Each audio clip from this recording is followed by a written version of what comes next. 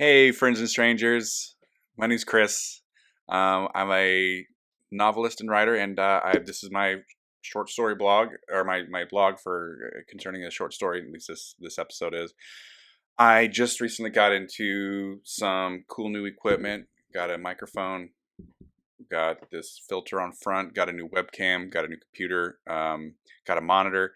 So everything's kind of finally set up, and I can actually jump in and start being a part, doing a part of something that I've wanted to do for a very long time. A long time ago, I had a really old handy cam that I had plugged in and with the RGB cables plugged into a converter, plugged into a computer, and I used to video blog back in like 2005.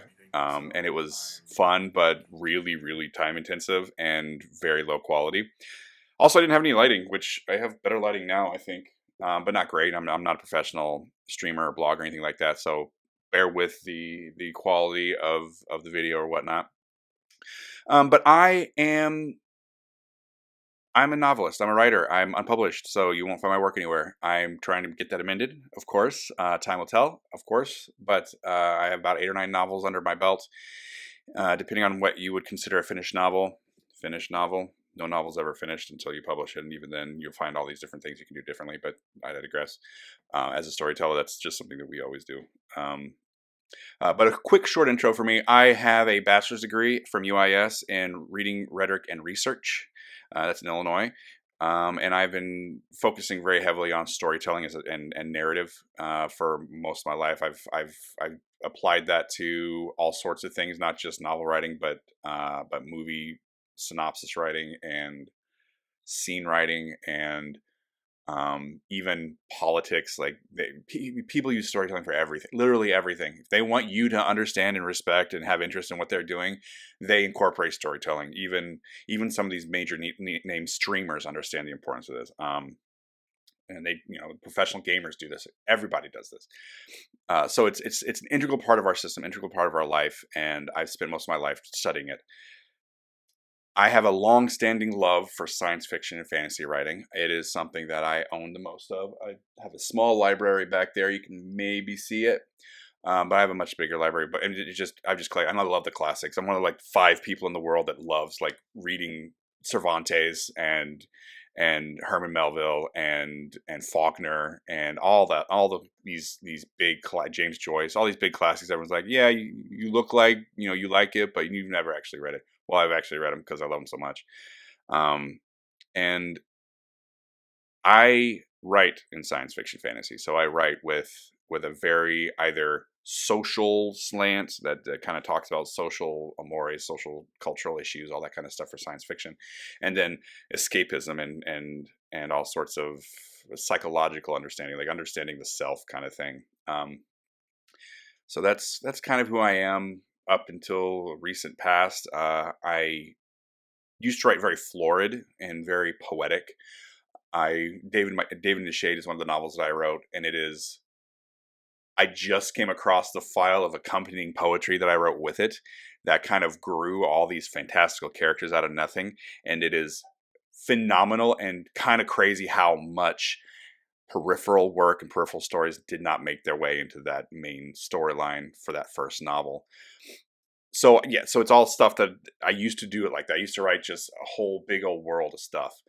Now I got sick and I had some major sickness in my head, and it changed how I write. I cannot juggle 37 ideas at once or 22 different characters at once. I don't have a clear view of an idea in my head anymore, so much as something fleeting that I have to keep catching up to. So things have changed a little bit. And I've written 2 novels under quarantine. One was Cirrus Kingfisher, which is the first novel in a trilogy, and then the second one is Stratus House. And the Stratus House has a concept that I want to jump into. So all that was intro. Hi everybody, thanks for sticking around. But it focuses on Eldwood story, and Eldwood story is a murder mystery. That is what's so cool about all this, is that I have never written a murder mystery in my life. I have written, oh, what a weird environment that these characters have to figure out what's going on, or, oh, there's a mystery to a character's backstory that they eventually tell you. That is not the same as writing a murder mystery whodunit. Like, I'm talking about police procedural interviews and cameras and motivations and who knows what politically, and like it is a big undertaking for me who's never written something like this before in my life.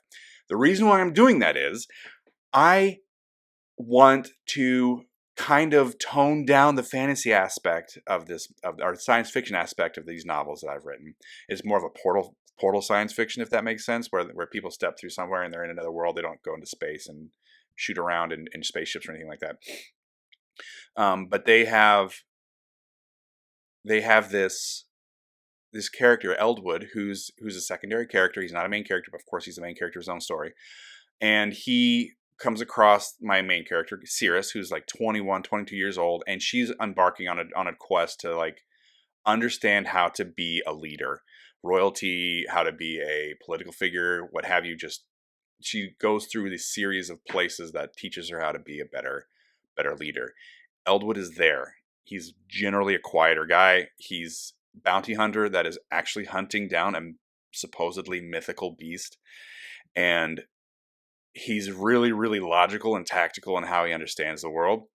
And I wanted to create a story that led him to the path that got him to where he is now. So he was once a police officer, and as we all know right now in our political world, police officers are absolutely overpowering, I'm going to say, and incredibly damaging to our society right now. And I'm not going to go too far into politics, but it's important that I write about current events and what I do, right? So Eldwood's story is kind of this young buck police officer that is at the scene of a crime as it happens. And he has to piece everything together while simultaneously contending with the fact that he didn't do anything about it. He froze. He got scared. He had a sidearm he didn't pull out. He did not stop the violence. And that is something that eventually part of why he left the force, and part of why he left being a detective. But it's just a whole lot of that kind of complexity. Now, in my research to create this character, I've accidentally fallen into Agatha Christie novels. Holy crap, she's amazing. Also racist, but I think everyone in that time, or most everyone in that time, kind of had racist tendencies because that's just how society was. That's a whole other discussion I don't want to get into. But I've watched a lot of Poirot, that TV series on BritBox, and I cannot believe for the life of me, all the novels I've devoured, all the stories I've read my entire life, I have never read an Agatha Christie novel. And I tell you what, if you haven't done it yet, please do it. She's amazing. Easily the greatest whodunit writer I've ever seen in my life, and I think she is.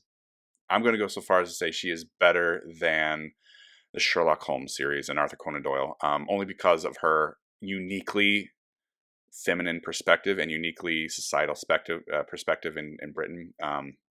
Phenomenal. Anyway, back to Eldwood. I normally write science fiction and fantasy novels with a heavy world building in front and character building and faction building and all that kind of stuff, and peripheral building.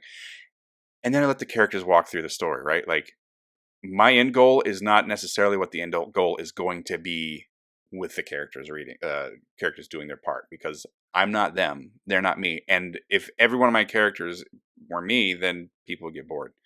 I wouldn't get bored. I'd love it. Say, oh, this person did great stuff. And it's exactly what I would have done. But in order to be a good storyteller, you have to be able to write other stories as well. Or more importantly, you should be able to write other stories, period. Not as well, just period.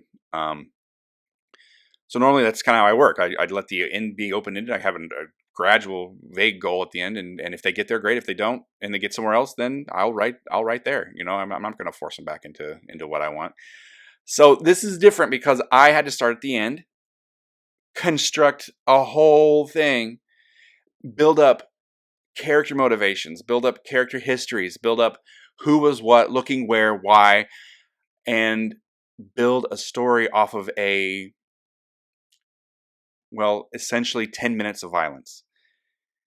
And It's crazy. It's fascinating. It's something that I have a profound respect for these whodunit writers, these police procedurals, because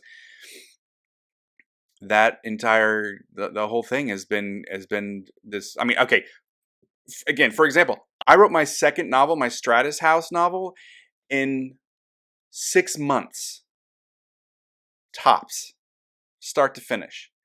And as I was writing it, I had to put in little brackets saying, "We'll insert Eldwood story here," because I didn't know what I was doing. I didn't have this. I didn't have the foggiest.